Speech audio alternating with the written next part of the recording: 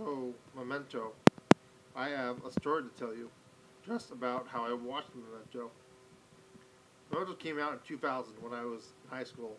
Well, it was actually middle school. And it came out when I was in high school. Everyone was like, Memento, best movie ever. And pretty much it was the consensus of my entire high school, Bronx, scientific high school in New York City. Number 2 in New York City. So, does it reach the hype? Before I even mention that, I don't know. I didn't really talk with people about the film in high school because I didn't get to watch the film in high school. So, and I pretty have no friends now, so I'm talking with you guys. That's very sad. Anyway, to make things even worse, I didn't watch it till 2011 when I first became a movie critic, and then I didn't watch it a second time till 2017 when that movie website was already gone after working for that site for like 5 years, I believe. So that was interesting. And then I watched it pretty much immediately after for the third viewing because it was very interesting.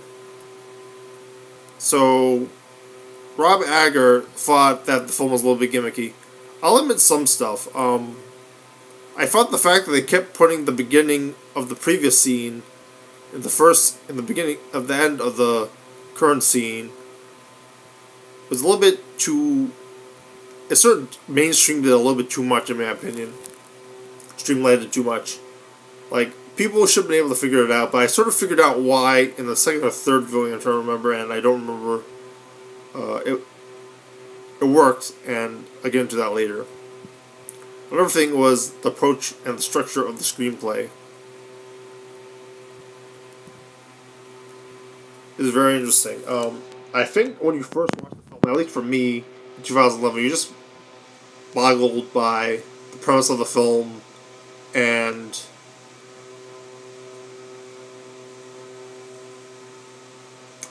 the structure of how he wrote the script. Like, Memento, let's see, Following has like 3 storylines, 3 timelines. Memento, 2 timelines. In Following, you're following people. In Memento, going backwards. Well, there's 2. That's interesting too. I don't want to talk about it now. I'll write down now in my notes in my third viewing.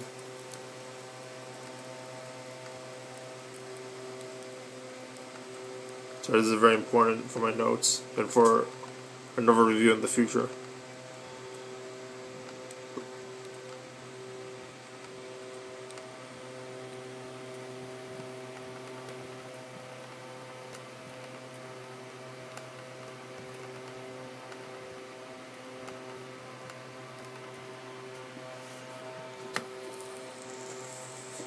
Like, that second time I watched the film, probably like Primer, like my brother said with Primer, I understood the film a lot better. I thought I understood the film the first time I watched it, but I didn't really understand it.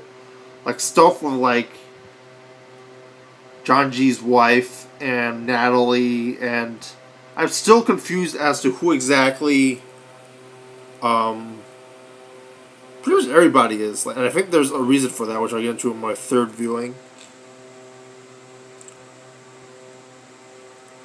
Like, Teddy, is he a good guy or a bad guy? Like, you assume he's a good guy, because he got killed, but that doesn't make him a good guy. And a lot of stuff is told in Lenny's point of view, and stuff he said isn't necessarily true. Oh, I have to write down the third viewing too.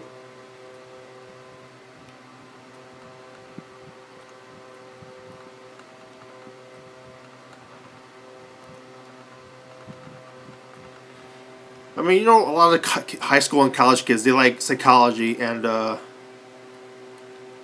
wonder if that was too unmainstream for fans, but some of it I can find very interesting.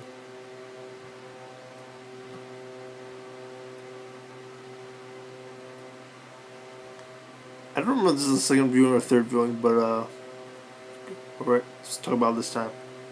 So he has this whole thing about remembering his wife, and he always feels that the bed is cold and she's not there, even though he doesn't even...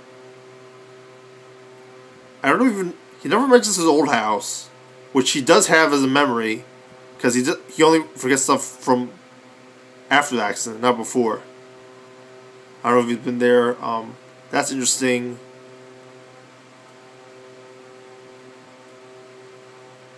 There's a lot of new stuff. I'll write down more notes.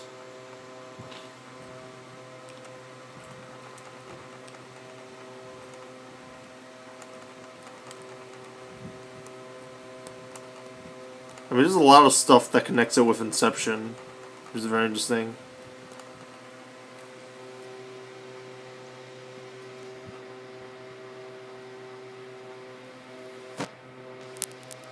So in the second viewing, basically, what I did not understand the first viewing is that he makes... What, you might have been smart to figure this out before I did, but... I should get that glare in the way. It's not my face glare. Make it brighter. That Lenny makes Teddy the bad guy in his mind. I'm not going to say how, because that was my third viewing. And he makes it so that he writes notes with the intent that Lenny, who doesn't remember, will kill him in the end. Which he does in the beginning of the film. Teddy is a good guy, or at least so he thinks, although we're not sure, because it's all told from Lenny's perspective, and what he says could be lies to himself, could be lies from other people. There's also a lot of lying in general. As you see as the film goes on, Natalie has lied to Lenny, and that's for sure. Because, like, she says that Dom hit her when it was actually Lenny who hit her, which is actually because Natalie was trying to mess with his brain. She was frustrated. She was angry at him for doing terrible things for pretending,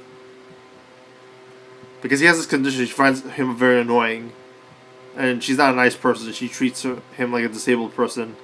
She says that she'll use him, pretend she can be anybody with him, a lover and everything, and she does do that later on in the timeline, but early on in the film.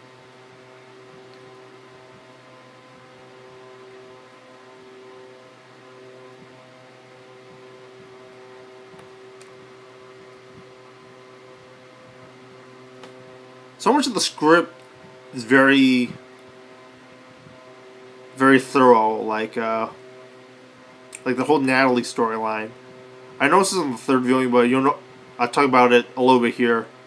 It sets up later on, or early on, confusing, isn't it, in the film, and I find that very interesting. And some of the stuff you don't know is because it's reverse and backwards, but like it's very interesting. So he has the whole Sammy Jenkins storyline, and it's weird. I think the subtitles in the Netflix version don't match with the tattoo that he has in the actual version. I'm gonna turn this fan off because it's like starting to get a cold. At least it's at the low.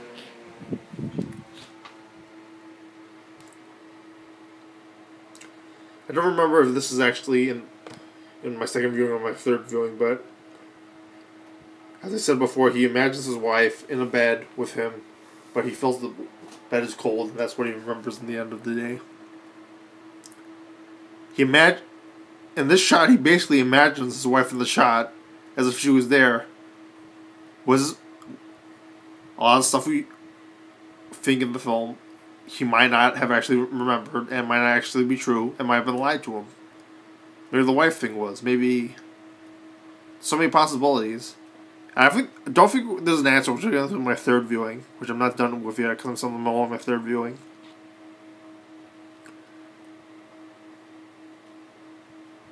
He's sort of like this Frankenstein monster, a man under experiments, as shown in the film with Sammy Jenkins, who is trying to figure out what exactly he's up to and stuff. I don't know if anyone's been in the chat.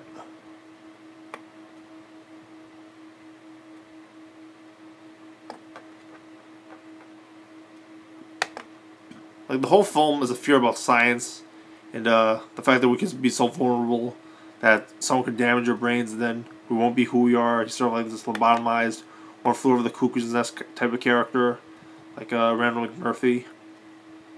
And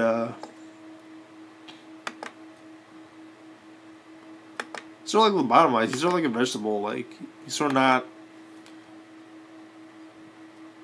Teddy calls him a freak, and he's not normal. And he goes on living, doing a lot of stuff he doesn't understand. How good is a normal person's memory? How much does one remember? How much does, how vulnerable can we be? Could we be Lenny?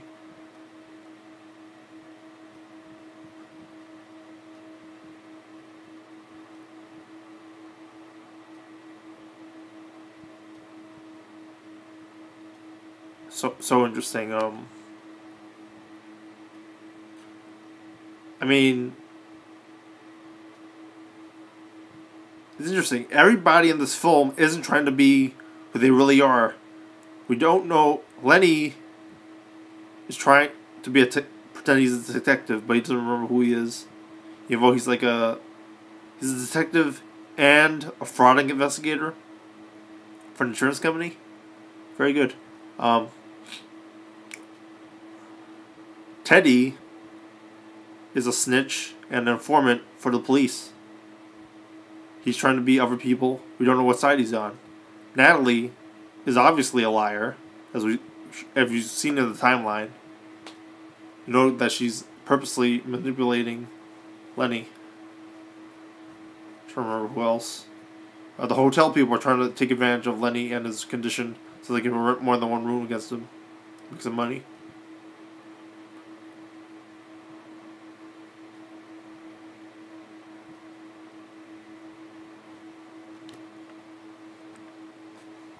Also, find it interesting how this in the end, I didn't know who sang the song, but in the subtitles for the Netflix version, it's revealed that it's actually David Bowie who sings the song in the end, which I find very interesting.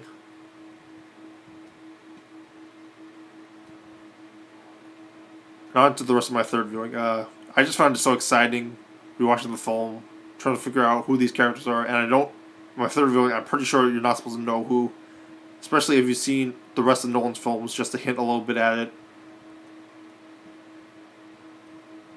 So I don't know why I'm trying to figure out who these characters are, other than possibly Natalie, but they're very interesting. Because, like, that's what films are. You rewatch them, you find more interested, you find more clues, and get more absorbed to it. This film was made in the 2000s. I'm watching it in the 2011s, and 2017s, and 2010s, and find it more interesting at a time when everything's like comic book heroes and sequelitis, and it's gotten to the point where blockbusters have out blockbustered themselves, and visual effects don't impress anymore. And films like The Mummy, Power Rangers, and Valerian, and all these films with brands haven't made money, and even the Sony superhero film will possibly not do well economically as well, financially as well, and maybe we should go back to these roots with good old storytelling, indie storytelling, to make a lot of money off of. Control the budget, create some control and quality, and hopefully there'll be a Memento-ish like film. I watched Dunkirk 2-3 times, and I already got tired of it. Like, watching Memento second or third time, I want to watch it more, not less. Not like Dunkirk.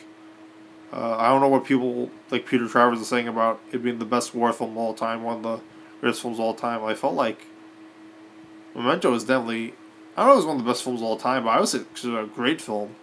Dunkirk's a really great film, too, but Memento's like a really great film. Like, I know it's like arbitrary word, but it just has a certain feeling to it that I don't get with Dunkirk. And I don't think it's nostalgic, because I'm absorbing the feeling of watching Memento for the first time, like in a high school atmosphere, opposed to like Dunkirk when I'm watching it as an adult. And it's not because I understand both films pretty well. Maybe there's something I'm missing with Dunkirk, but Memento, I feel like,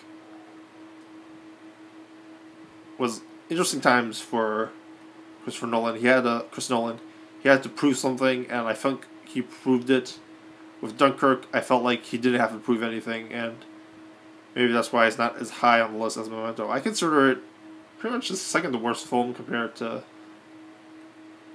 I don't know about Following, but it's definitely, I mean, they're all pretty good films, and I won't say any of them are bad. Dark Knight Rises or Insomnia for the only two films is better than probably, in my opinion. What are your thoughts on Memento? Hyped or overhyped? Comment below.